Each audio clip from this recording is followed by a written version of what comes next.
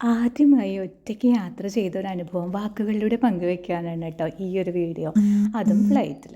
ആർക്കും അതത്ര വലിയ അത്ഭുതമൊന്നും ആവില്ല കേട്ടോ. പക്ഷേ എന്നെ സംബന്ധിച്ചിടത്തോളം ഇതൊരു വലിയ കാര്യമായിരുന്നു.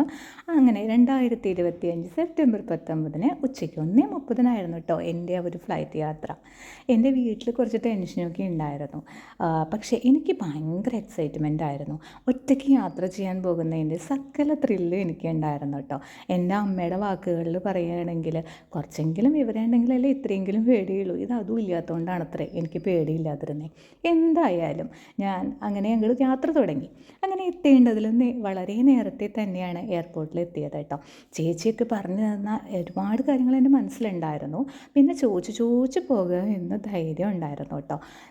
അങ്ങനെ ചെയ്യണം ഇങ്ങനെ ചെയ്യണം എന്നൊക്കെ പറഞ്ഞ് പോവാതെ നിന്ന എൻ്റെ ഭർത്താവിനെ ഒരു കണക്കിന് പിന്നെ എനിക്ക് ഇതൊക്കെ വളരെ നിസ്സാരമെന്ന് പറഞ്ഞയച്ച് ഉള്ളിൽ കിടന്ന ഞാൻ പക്ഷേ ഒറ്റ മലയാളി സ്റ്റാഫിനെയും കാണാതെ ഒന്ന് ഞെട്ടി. പക്ഷേ ഒന്നും പുറത്ത് കാണിക്കാതെ ധൈര്യമായി തന്നെ പച്ച മലയാളം ഇംഗ്ലീഷിലേക്ക് പരിവർത്തനം ചെയ്ത് മംഗ്ലീഷിൽ ഞാൻ കാര്യങ്ങൾ നടത്തി.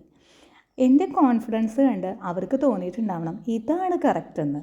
അത്രയും മുടിഞ്ഞ കോൺഫിഡൻസിലായിരുന്നു ഞാൻ അവരോട് സംസാരിച്ചത്.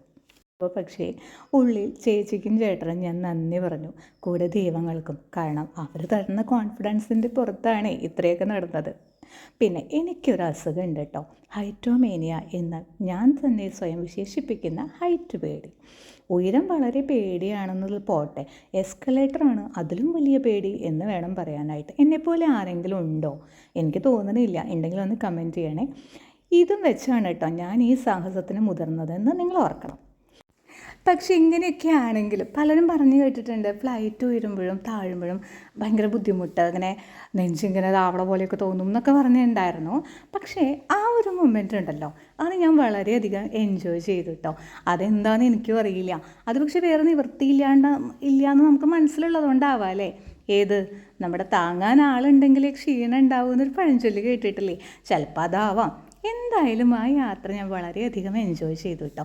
പിന്നെ ഇറങ്ങിയപ്പോൾ നമ്മുടെ മുമ്പിൽ പോകുന്ന ആളുകളുടെ പിന്നാലെ അങ്ങോട്ട് കൂടി, അത്ര തന്നെ. പിന്നെ പുറത്താണെങ്കിൽ എൻ്റെ കുഞ്ഞേട്ടൻ എന്നെ വെയിറ്റ് ചെയ്യുന്നുണ്ടായിരുന്നു. പിന്നെ എന്താ എനിക്ക് പേടിക്കാൻ. അങ്ങനെ ഞങ്ങൾ വീട്ടിലേക്ക് പോയി.